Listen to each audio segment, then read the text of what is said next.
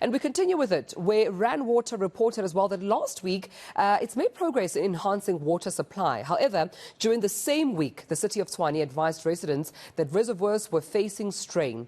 But today, Rand Water is fixing a pipeline that will leave large parts of Ekurhuleni without water for about 20 hours. So do brace yourself for that. Well, we look at the Western Cape on the other side. The province may have avoided day zero, but it's not out of the woods just yet. It will have to bring in about 300 million litres daily by 2030 just to satisfy the province's thirst. And recently, 2 provincial towns were left without water for a week. So our reporters, Kevin Brandt and Bafedile Moerane, are joining us now to give us, of course, heads up on what's happening in these 2 provinces. And a very warm good morning to you, colleagues. I think let me start with you, Kevin, from where you are. I mean, we're definitely, hearing that when it comes to the water crisis, Western Cape is also not spared. Yes, you may have survived day zero, but the challenges do continue. Good morning. Very good morning to you, Tomela. Well, expert opinion is that the Western Cape has done fairly well when it comes to the management of its water reserves here. Obviously, there are issues such as climate change and changing weather conditions. We've seen how the rainfall patterns have changed over the number of years, and the officials had to pivot their focus when it comes to ensuring that there is sufficient water supplies for the province. Infrastructure management and maintaining infrastructure was something that was very key in my interactions in the past, also with the officials, with the Premier, Alan Windey as well, but also with the MECs, responsible for these specific departments, indicated that maintaining infrastructure is a key component of ensuring water security for the province.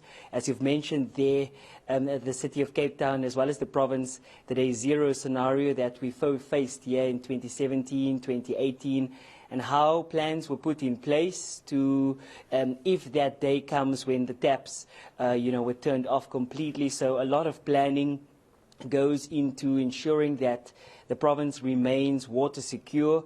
There are also plans from the officials when it comes to that detailed plans mapped out to ensure that the Western Cape does not run out of water. But as you say, we face a challenge, and that is water supply and the changing weather conditions once again to ensure that we do have sufficient reserves for our water supply, same as any other municipality. And that is what the officials on the ground here are now gearing up, and their focus is over the next 10 years, 20 years to see where will the province be and what more can be done to ensure that we do not run out of water. But here to talk to me more about that is Tertius Simmers. He's the MEC for Infrastructure here in the Western Cape. Mr. Simmers, thanks for your time.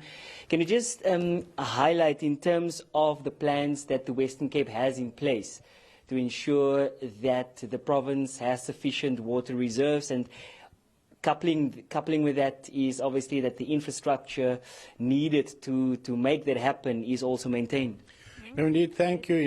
Earlier in March this year, my colleague who was at the Department of Local Government, we launched the 15-year Western Cape Integrated Water Resource Plan. Now, from an infrastructure component, my department then focuses on the planning of settlement expansions in terms of where new roads need to be, and all of this comes together through this plan.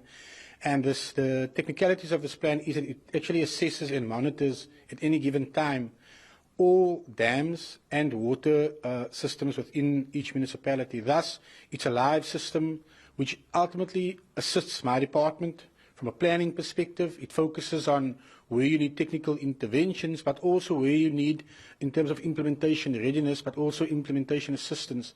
So it's a whole of government approach, but because infrastructure plays a key role, the work that my colleague through local government has done in terms of the systems assists our own internal systems, because you alluded to 2017, the day zero scenario. A lot of lessons has been learned.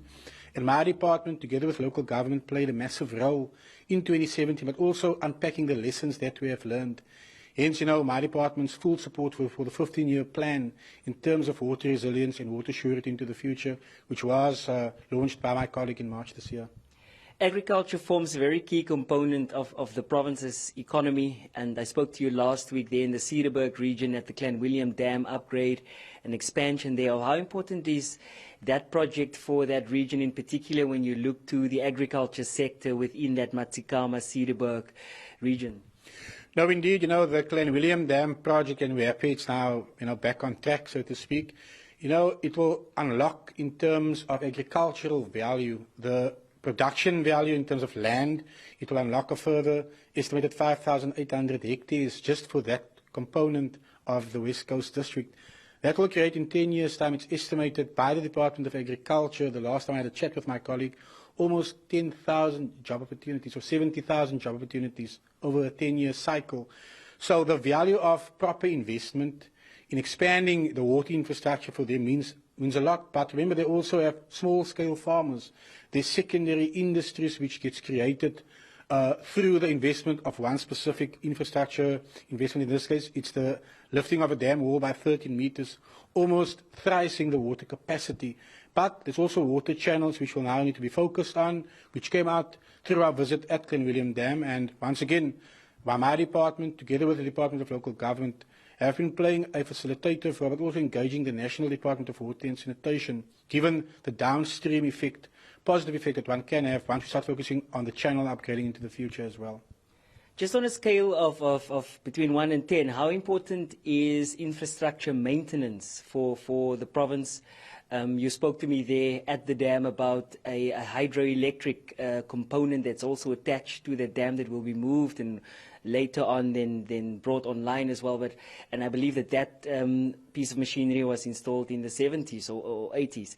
But how important is it to ensure that the infrastructure that you do build to catch these water reserves are maintained and are being looked after for future generations? Now, indeed, many times we speak of investing in infrastructure to unlock future possibilities, but we also need to maintain the current assets which we do have. Now, from a roads infrastructure component, which is closely linked to the surrounding area of the Clanwilliam Dam, we do an annual assessment of all of our roads, building the database, similarly to all other infrastructure assets, because if you maintain your assets, they actually last their full life cycle, and the systems that we've put in place also indicates when a specific component of that infrastructure needs to be maintained, or routine maintenance needs to be done, so we can maximize the value of such an asset. So indeed, the maintenance of the asset is very important. And, focusing on the Clanwilliam upgrade, that is one of the oldest dams in the Western Cape. Also, the hydroelectricity facility, which you alluded to, it's almost 50 years old.